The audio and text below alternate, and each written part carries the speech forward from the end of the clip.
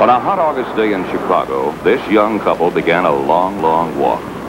Their names, Mary and Jim Whitmer. Their plans, a 3-week vacation that they had talked about for many months.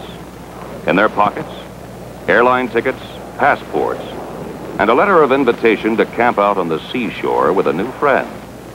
By no means experienced backpackers, Mary and Jim had read books on the subject, talked to friends who had camped out, and sought advice and counsel from anyone and everyone who had ever trekked off into the wilderness. No flight bags, no garment bags, no suitcases.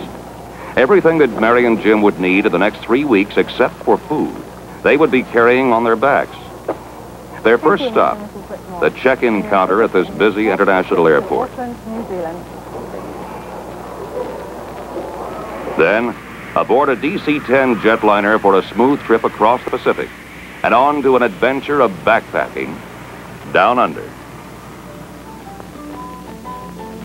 Racing the sun across the blue Pacific, the sleek jet sets a course southwest to Hawaii. After a brief stop for fuel, flight TE-551 heads almost due south. Destination, Auckland, New Zealand. Keeping pace with the clock at first, travelers soon go back through 5 time zones, and upon crossing the international date line, lose a whole day. Departure from Los Angeles at 11 p.m. on Thursday means arrival in Auckland at 8 a.m. Saturday. Nestled in the southern Pacific, New Zealand is frequently overshadowed by Australia, where many people think it is a part of that continent. Not true. More than 1,200 miles of the Pacific separates the two.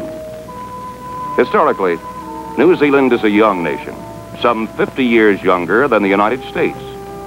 Captain James Cook first charted its coasts and waters in 1769. It became a British sovereignty in 1840, and an independent member of the British Commonwealth of Nations in 1852. With a population of almost 3 million, New Zealand equals Los Angeles in census figures, and its area is about the size of the state of Colorado.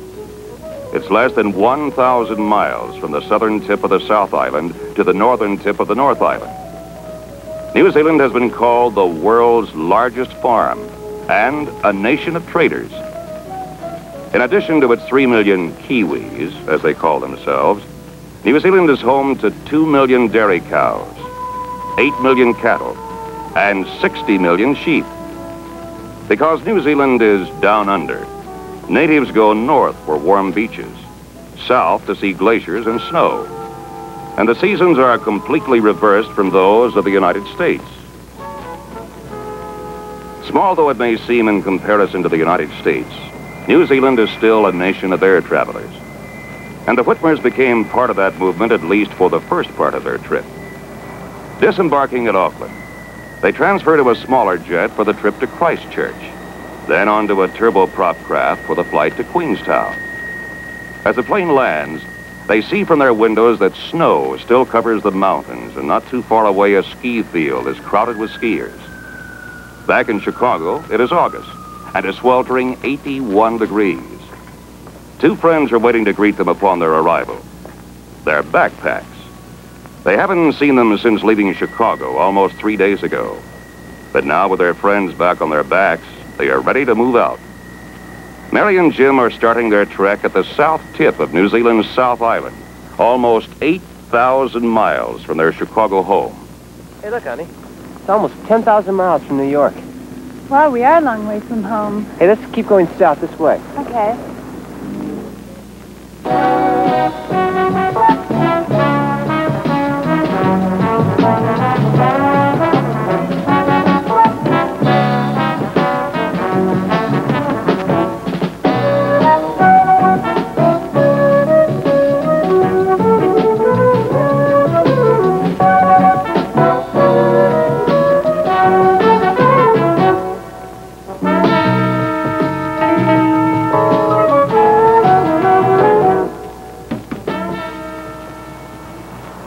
Backpacking is such a new term that it doesn't even appear in many dictionaries.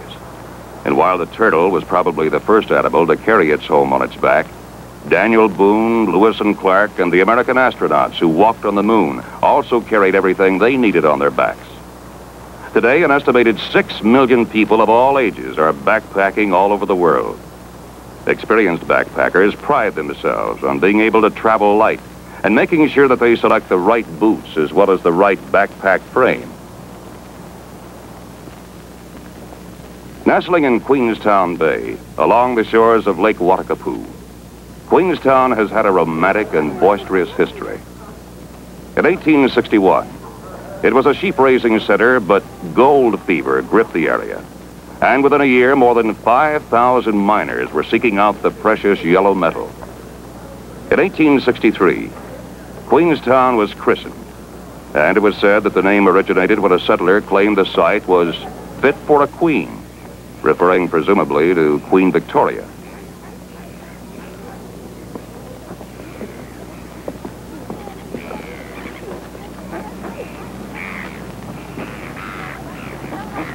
Of glacial origin, Lake Wakatapu stretches 52 miles in length, with a depth of up to 1,200 feet, and a water temperature that varies only 2 degrees from winter to summer. No trip to Queenstown is complete without a trip up the Skyline Lift, a gondola ride which, while not the longest, is reputed to be the steepest in the world. With the hum of the cable in their ears, the Whitmers are treated to spectacular views of the mountains and the lake as they ride to the top. From the shores of the lake, a cableway rises 2,500 feet up to the top of the mountain, providing a breathtaking view of the striking mountain peaks surrounding Queenstown, notably the Remarkables and the Walter and Cecil Peaks, the latter identifying famous sheep and cattle stations. As the gondola car continues its ascent, the striking mountain peaks seem to come even closer. To the east, the aptly named Remarkables, with their jagged, forbidding tops, dominate the skyline, providing a classical backdrop to the lake. These mountains challenge seasoned climbers who have to climb almost 7,000 feet above the lake level to reach their total heights. Although still rural in character, Queenstown has developed into a tourist resort for all seasons.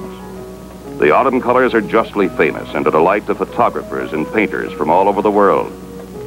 Winter brings spectacular snow scenery, ice skating and skiing, while the lakes, rivers, and mountains of the district provide natural playgrounds during the long, hot summer months.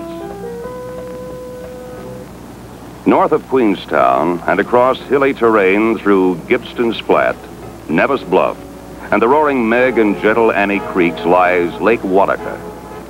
Surrounded by steep, bare mountains rising from its shores to nearly 8,000 feet, Lake Wanaka is the 4th largest lake in New Zealand. Over 1,000 feet deep in spots, it covers an area of 75 square miles. The majesty of the distant snowy peaks and the bordering pastoral scenes makes Lake Wanaka one of the gems of the South Island, and a favorite camping spot for thousands of New Zealanders each summer. Watch your step now. That's good, huh?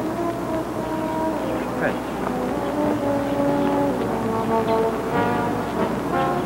Right in the heart of New Zealand's most spectacular mountain region, the Southern Alps, is Mount Cook National Park, situated more than 2,000 feet above sea level and dominated by 17 peaks over 10,000 feet in height.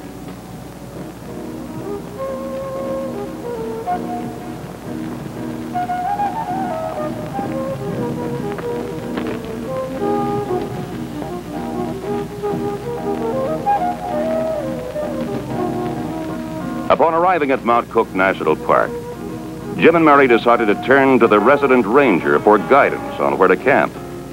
He gave them some good advice, plus a warning of bad weather to come. Mr. Maston, what would you suggest for a camping site? Well, there's no official campsite, but there is rather a good area down towards the Hooker Swing Bridge. If you just go up the road here a little bit, you'll find a track that actually goes down to the valley. The weather forecast is not terribly good for the area, so you may find that a better place to stay would be the youth hostel. The Mount Cook area abounds in good hiking trails, and the trek out to Hooker Valley is one of the best.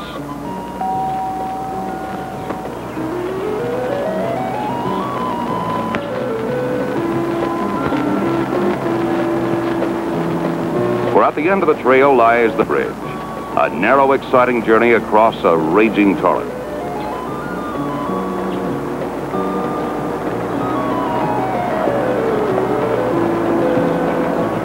The melting snows, thousands of feet up on the mountains, provide the waters which rush through the rivers in the Mount Cook area. In addition to slaking the thirst of the Kiwis, water is used in many areas as a main source of hydroelectric power. Proceeding cautiously across, Mary and Jim soon found out that the term swing bridge is an apt one for this particular type of construction. The firm cables embedded in rock at each end make it a safe yet exciting journey.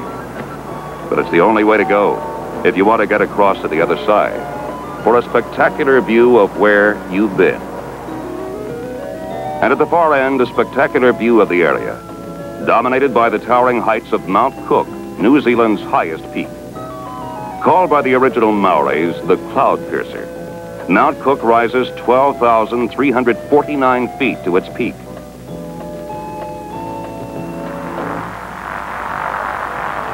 Sightseeing in New Zealand's Southern Alps is an adventure considered by many as unrivaled in the tourist world.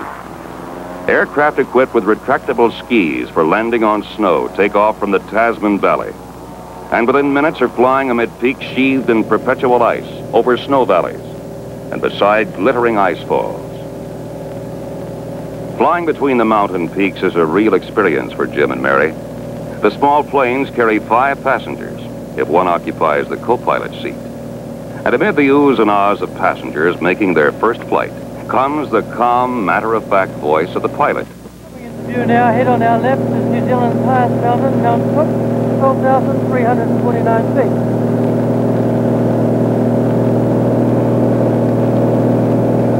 Mount Tasman is the second highest peak in New Zealand, 11,475. It's appearing now as the sharp peak ahead of Mount Cook.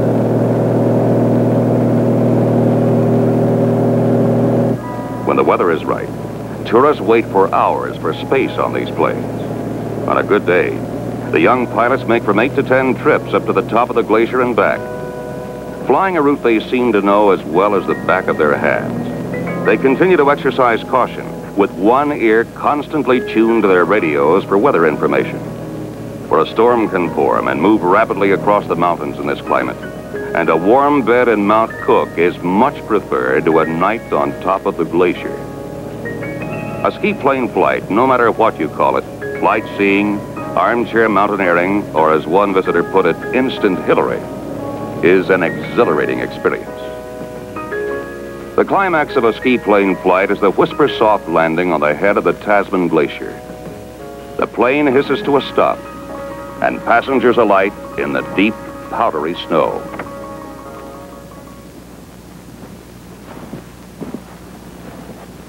We're standing on the Tasman Glacier. It's the largest glacier in the Southern Hemisphere, in fact one of the largest in the world.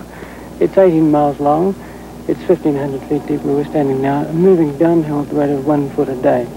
Once again, here's Mount Cook in the far distance, the highest in New Zealand at 12,349 feet, and the second highest, Mount Tasman, 11,475 feet. Up ahead here we have the head of the glacier.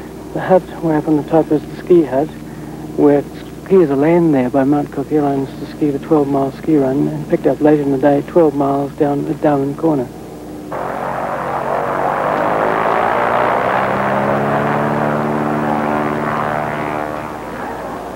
For a different look at the young nation of New Zealand, Jim and Mary decided to take a bus for the trip northwards from Mount Cook to Christchurch.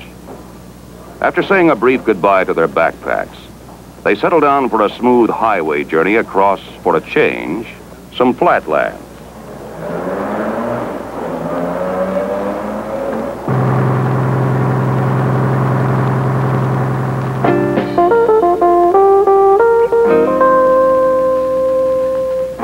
New Zealand's second largest city and considered by many to be the country's most British city, Christchurch was planned and built around Canterbury Cathedral, whose 210-foot spire dominates any view of the area. Built of rough gray local stone, the cathedral's bells are duplicates of the upper 10 of St. Paul's in London.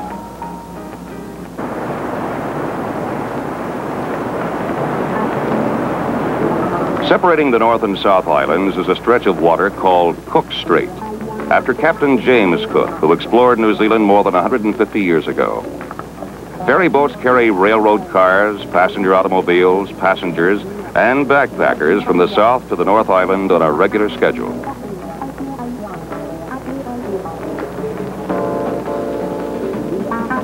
Site of the country's capital and government, Wellington has often been called the San Francisco of New Zealand.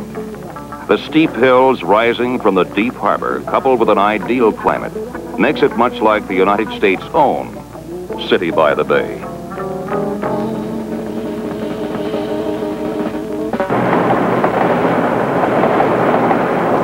From New Zealand's capital to its largest city is a fast trip by a Metroliner train.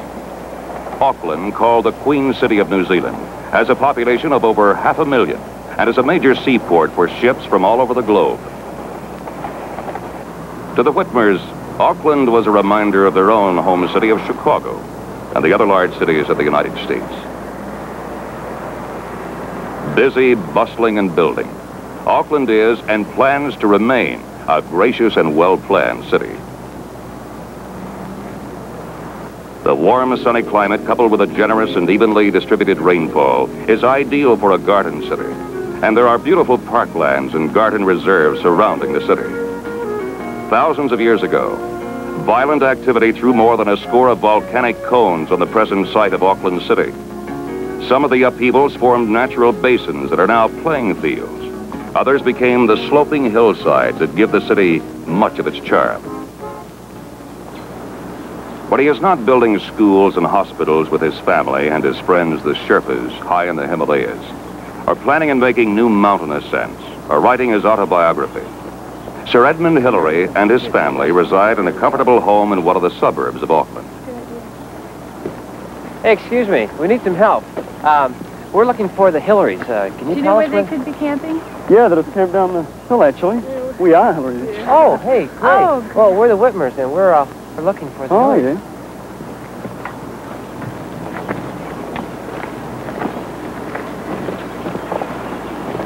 Quite a way down the track, actually.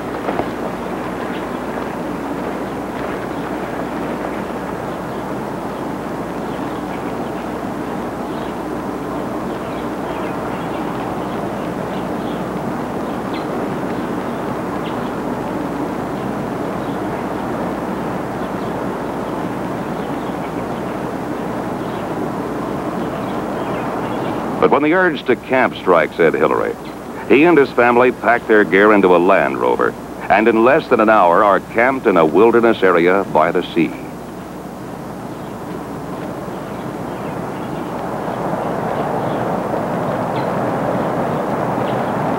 Hi, kids. Dan? This is Jim and Mary. Oh, Jim and Mary Whitmer. We've been expecting you. Hello, Mary. How are you? Hi there. Good to see you, Jim. Nice to meet you. Very nice to see you. Come on down to the fire. Louise is over there. Good. For Ed Hillary, camping has long been a way of life. Louise, this is Today, with an international reputation as an explorer and mountaineer, he preaches the virtues of family participation in camping on every occasion. Hillary feels that backpacking, as one facet of camping, provides the participant the opportunity to realize a closeness to nature which is absent in our confined lives in the city. Thank you. How are these sausages going, Louise? Can I heat them up? Oh, yes. They look very good. You get quite a bit of lamb down here, don't you? Oh, yes. We have lamb for dinner there tonight. On this coast here Is at there? times, yes. It's when the weather's rough. It's not so good, but What kind of... Have to give it the Sherpa 1, 2 on this, too, for a little bit, huh? See that? thanks. Oh, no. This makes Not too bad at all. Very good. Well, these lamb steaks are great. We'll have to have some more tonight, a proper meal of it. You ate that fast. Very nice. Okay. So how many pounds do you feel that is right now? Oh, about 35. Well, that's not bad for a start. Not bad for an old gent.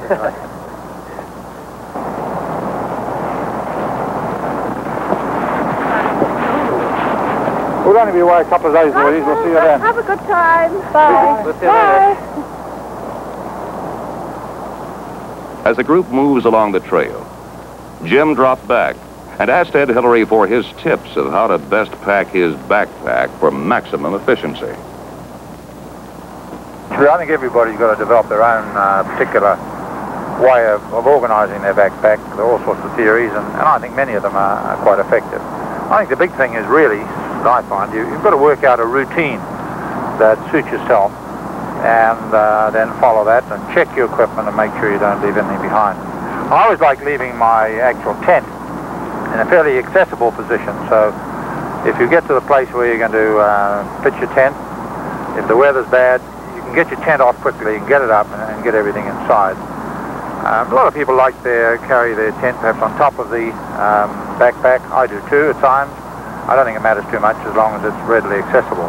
And then I usually push my sleeping bag and the foam mat, if I can get them into a central compartment, because they're very bulky. And then in the top, well, you put your eating utensils, your cooking gear, you put your things, your food, of course, which is often quite heavy. And I think it's a good idea to carry it up top. And I find particularly with your cooking utensils, cooking pots, they get black on them over the fire. And it's not a bad idea to have a plastic bag. And then, of course, you need your towel and your toilet requirements. I always take rain gear, but then I live in a country where we get quite a lot of rain, so it's essential to have that type of thing. I always like having a rope along. It's not really that you intend to do anything very drastic, but because I'm interested in mountaineering, if you have even a light rope, it means that you can do things safely, and on the spur of the moment you can decide to do something that might be interesting and challenging perhaps. I think the sort of weight one carries in the back depends very largely on where you intend to go and how long you're going to be away. But an experienced backpacker who wants to be away 10 days or a couple of weeks, I think in a country where there's difficult going and you need quite a lot of equipment, he's got to be prepared to carry 60 pounds or more. But it's amazing how quickly you can adjust to carrying these sort of weights with practice, in my experience. I've been backpacking, I suppose, for 30 years now, but I still find it's a very, very sound philosophy to have a checklist and just go through it methodically and check everything off, just to make sure that you've got everything with you. You know, there's nothing worse than getting about 3 days out and suddenly finding you've left something behind, like the salt or something, and then you've got to suffer for the rest of the trip. Sometimes when the sea is calmer, we get some snorkeling off the bay here and some good fishing. The old spear gun. You a snorkeler? Oh yes, when I can.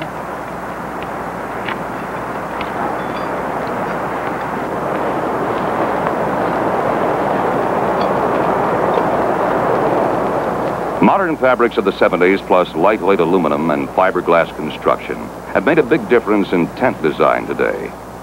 This two-man tent, which Ed Hillary and Jim Whitmer can set up in a matter of minutes, weighs only 7 pounds, yet provides a warm and dry haven from the elements. Fitting easily into a backpack, this tent, with its protecting fly, will help to provide a home away from home for our young couple.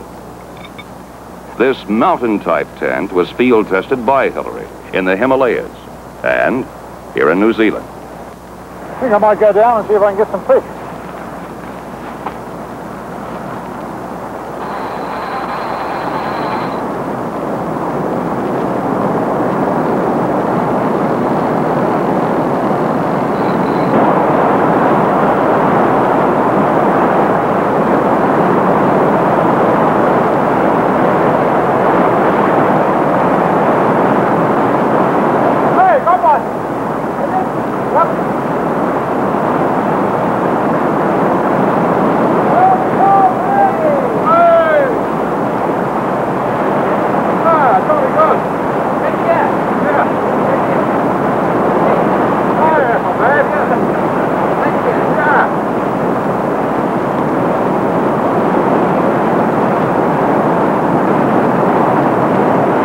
Later that evening, with the tent set up and the day's catch of fish cooking over the campfire, Jim and Mary joined Ed Hillary on a cliff overlooking the seashore to watch the New Zealand sunset.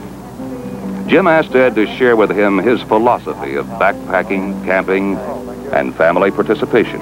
Can you tell us a little bit, in your opinion, why backpacking is becoming so popular these days? I think a great deal of it probably is the fact that so many people now have the feeling they'd like to get away now and then from the life in the city, you know, the cramped life perhaps, concrete jungles, and get into the out of doors where life is a little bit freer, where they can breathe that good fresh air. And I think there's also something of a challenge in the whole thing. You know, you carry your whole requirements, your home on your back. You're very free because you can more or less stop anywhere you want to and pitch your tent and cook your meal.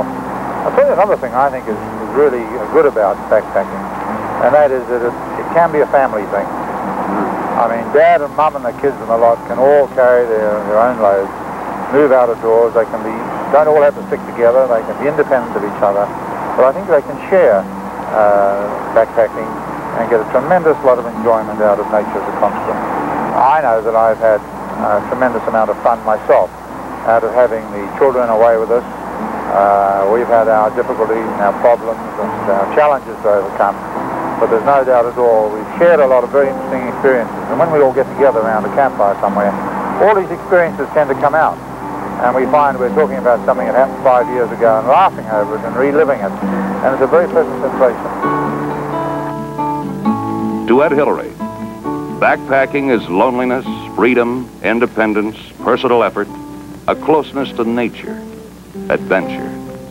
Backpackers can share a sunrise over the mountains, climbing up the great ridges, a peaceful lunch on a grassy spur high above a lake. You go on and up with sweat on your brow, over a pass, and then there's a lonely lake far below. Backpacking is a tent beside the lake in the vastness of the mountains, spiraling smoke from a campfire, nightfall, a weariness in your bones from walking, and the satisfaction of personal achievement.